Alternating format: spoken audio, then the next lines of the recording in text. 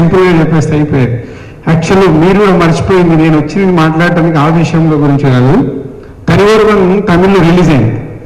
మధ్యాహ్నానికి ఫోన్స్ వస్తున్నాయి హైదరాబాద్లో ఉన్న ప్రొడ్యూసర్స్ అందరికీ. దాంట్లో నాకు ఫోన్ వచ్చింది. నా ఎగ్జైట్మెంట్ అది. అదే రోజు ఈవినింగ్ వెళ్ళి నేను సినిమా చూసి ఈ సినిమా రీమేక్ రైట్స్ తీసుకుందామనే ఆలోచనలో నేను చాలా ఫాస్ట్గా వెళ్ళాను. నెక్స్ట్ డే వచ్చి చరణ్ గారిని కలిస్తే ఇది ఎల్వి ప్రసాద్ గారి సినిమా చూపించారు, నేను ఆయనకి చేస్తాను అన్నాడు. సల్యూట్ సార్ మీకు. అంటే సాధారణంగా ఇండస్ట్రీలో ఎవరు ఎగ్జైట్ అయితే మనం పరిగెత్తుతాము. ఒక ప్రొడ్యూసర్ మీకు సినిమా చూపించడానికి ఒక సింపుల్ వర్డ్తో నేను ఆగిపోయాను. నాలాగా చాలా మంది ఆగిపోయారు. సో ఈరోజు ఈ సినిమా ఇంత పెద్ద సక్సెస్ అవ్వడానికి ఒక కొత్త సినిమాగా సినిమాలు ఆడుతున్నాయి. ఎప్పుడు మన ఇండస్ట్రీలో అడుగుతూ ఉంటాం, కొత్త సినిమా ఏవి, కొత్త సినిమా ఏవి. కొత్త సినిమా ప్రొడ్యూసర్లో డైరెక్టర్లో అనుకుంటే రాదు, ఒక హీరో అనుకుంటేనే కొత్త సినిమా వస్తుంది. అది కూడా చరణ్ ఈ సినిమా చేశారు కాబట్టి ఒక కొత్త సినిమా వచ్చింది. ఇంకోసారి మీకు సల్యూట్ సార్. సో మీరు ఏది హీరోగా మీరు ఇలా ముందుకు వస్తుంటే కొత్త సినిమాలుగా ప్రొడ్యూసర్లు నేను కానీ డైరెక్టర్లు కానీ అందరు ముందుకు వస్తారు.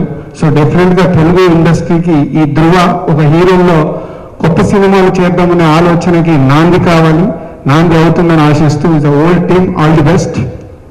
అండ్ డైరెక్టర్ సూర్య గురించి కొత్తగా చెప్పడంలో ఇక్కడ కూడా ఈ సినిమా ఒరిజినల్ డైరెక్టర్ తనే తెలుగులో చేయాలని ఎంత ప్రయత్నం చేసినా హీరో గారు నేను సురేందర్కు మాట ఇచ్చాను, సురేందరే డైరెక్టర్. దాంట్లో కూడా మధ్యవర్తిగా నేనే ఉన్నాను. So it's a commitment. అంటే నేను వర్డ్ ఇచ్చింది రీమేక్ రైట్స్ కానీ డైరెక్టర్ కానీ వాళ్ళే చేయాలని తన కమిట్మెంట్ మీద ఉండి ఈ సినిమా కంప్లీట్ అయ్యేలాగా చేశారు.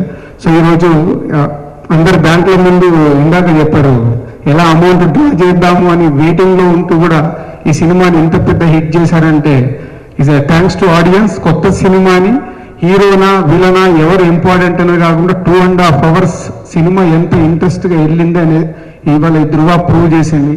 లేకుంటే అరవింద్ గారు మొన్న ఇంటర్వ్యూలో చెప్పారు ఇంకొక 20% రెవెన్యూ పెరిగేది. నిజంగా రైట్ టైంలో సినిమా వచ్చుంటే, ఇలాంటి ఫైనాన్షియల్ ప్రాబ్లం లేనప్పుడు వచ్చుంటే. అయినా ఈరోజు ఇంత పెద్ద సక్సెస్ అయిందంటే ఓన్లీ వాళ్ళ టీము తీసుకున్న కాన్సెప్ట్ వల్ల ఇంత పెద్ద సక్సెస్ అయింది. అగైన్ మీ అందరికీ all the best. Thank you sir. Thank you very much. Thank you so much.